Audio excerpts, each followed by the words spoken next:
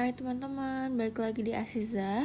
Kali ini kita akan lanjut bahas fiscal policy yang kali ini bentuknya adalah labor income tax. Oke, seperti biasa ya, kita mulai dari fungsi-fungsi yang ada di tiga pemain kita. Untuk household, di sini utility-nya masih sama ya. Masih sama, ada leisure, jadi kita udah bermain dengan model yang ada leisure-nya. Nggak lagi labor supply-nya itu perfectly inelastic. Labor supply kita sekarang elastic. Nah, yang beda sekarang di asset accumulation equation ya. Selain ada lump sum tax di sini karena bentuk fiscal policy-nya itu adalah labor income tax, di sini ada 1 dikurang TW ini ya. TW kurang TW dikali WTLT. Biasanya kan cuman RTKT, WTLT langsung kan min CT, min T. Sekarang ada ini 1 min TW ini. Oke. Terus untuk government-nya dia masih sama kayak sebelumnya. Untuk firms-nya juga masih sama ya dengan Cobb Douglas, dan kita cari profit function, kemudian kita turunin untuk dapat input demand function. Yang jelas beda di household ya, karena fiscal policy-nya itu langsung dirasain sama household. Di sini ada 1 min TW. Kalau gitu yang akan berubah di Hamiltonian-nya nih. Ini fungsi utility-nya. Terus ini yang baru ya, asset accumulation equation yang baru. Ada 1 min TW sebelum WTLT. Berarti ketika turunin terhadap LT, di sini ada ini ya, turunan LT yang di sini jadi ini minus beta per L min LT. Terus yang sebelah sini ada ini kan lambda T. Terus yang sini ya ada 1 min TW kali WT. Di set sama dengan 0. Ketika kita mainin ini, kita akan bisa dapat labor supply curve-nya kita nih. Labor supply curve ini tinggal dimainin aja, ini pindah. Kemudian ujungnya kita harus cari LT-nya ya, LT sendirian. Oke, terus FOC yang kedua turunin terhadap CT. Turunin terhadap CT, di sini CT, seper CT, kemudian di sini. Jadi ada seper CT min lambda T, terus kita set sama dengan 0. Ini kayak sebelum-sebelumnya ketika kita main pakai log, pakai turunan, kita akan dapat CT dot per CT sama dengan min lambda T dot per lambda T. Yang berikutnya, FOC yang ketiga, turunin terhadap KT. Itu kan kita dapat KT di sini ya. Nah, makanya turunannya lambda T RT. Nah, di sini jangan lupa KT itu dia fungsi yang ada dinamiknya, berarti kita nggak bisa set sama dengan 0, kita set sama dengan ini nih. Lambda T rho minus lambda T dot. Nah, ini ketika kita mainin dapat ini kan. Bukan dimainin. Ini kita bagi dengan lambda T. Kita bagi lambda T dapat ini. Terus kayak sebelumnya, lambda T dot per lambda T-nya bisa kita ganti dengan CT dot per CT ini. Akhirnya kita dapat optimal consumption path-nya ini ya, RT min rho. Sampai sini oke ya, masih mirip kayak sebelumnya nih.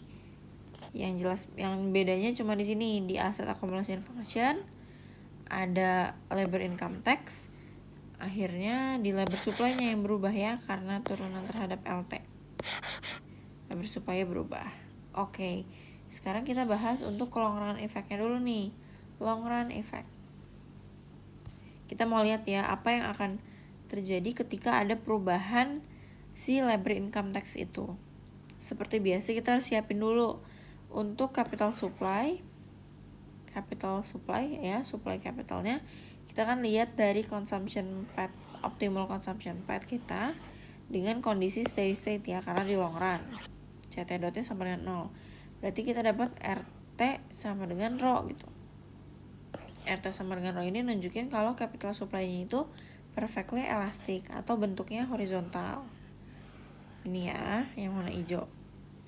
Kemudian untuk capital demand-nya datang dari firm ya, bentuknya downward sloping. Dapat ini persiapan. Terus untuk labor supply, labor demand gimana? Labor supply dapat dari yang tadi ya, dari kita Hamiltonian, terus mainin dari turunan Hamiltonian terhadap LT-nya. Akhirnya kita dapat labor supply, dia upper sloping yang warna hijau. Kemudian labor demand-nya datang dari firm ya, yang tadi profit function diturunin terhadap LT, dapat ya ini. Oke, sekarang kita lihat kalau ada peningkatan labor income tax. Nah, lihat labor income tax itu kan adanya di sini ya, di labor supply kan. Ini kalau naik artinya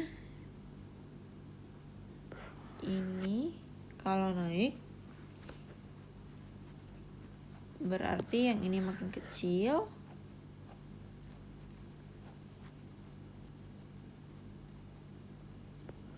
Ini makin kecil ya. Ini makin kecil. Ketemu ini jadi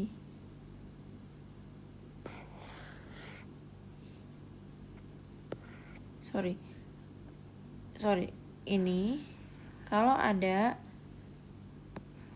ada labor income tax yang naik,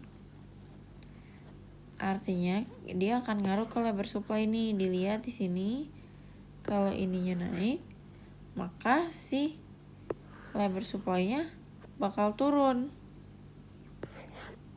Karena kebalikan dia ya. Labor supply-nya akan turun, bergeserlah ke kiri. Bergeser ke kiri ini menyebabkan labornya turun ya. Nah, labor yang turun ini akan ngaruh ke sini, ke capital demand. Capital demand akhirnya geser ke kiri. Karena di sini ini turun, capital demand jadi turun, geser ke kiri. Dampaknya apa? Dampak K-nya turun juga. Karena K-nya turun, dia ngaruh juga ke sini, ke labor demand. K ngaruh ke labor demand. K-nya turun, akhirnya geser juga ke sini. Adalah penurunan labor lagi. Jadi hasil akhirnya ketika ada peningkatan labor income tax, K-nya turun, R-nya tetap. K turun, R tetap. L-nya turun, W-nya tetap karena balik ya. Terus karena K dan L-nya turun, Y-nya juga turun. Itu untuk yang long run. Untuk yang short run gimana? Untuk yang short run, karena yang ngebedain itu ini nih, yang short run itu capital supply-nya dia perfectly inelastic, karena nggak bisa berubah di short run. Sekarang kita lihat sama dampaknya ketika ada peningkatan labor income tax. Labor supply-nya itu geser ke kiri. Labor supply geser ke kiri. Geser ke kiri ya, menyebabkan L-nya turun, W-nya naik. Terus L-nya turun itu menyebabkan capital demand-nya geser ke kiri. Geser ke kiri menyebabkan R-nya turun, tapi K-nya tetap karena dia perfectly inelastic. Karena K-nya tetap, nggak ada lagi adjustment ke sini. Hasil akhirnya di short run, kalau ada peningkatan labor income tax, L-nya turun, W-nya naik, L turun, W naik, K-nya tetap, R-nya turun, K tetap, R turun, dan Y-nya turun ya, karena L-nya turun. Nah, ini dampak ketika ada fiscal policy yang bentuknya labor income tax. Semoga teman-teman paham ya. Terima kasih.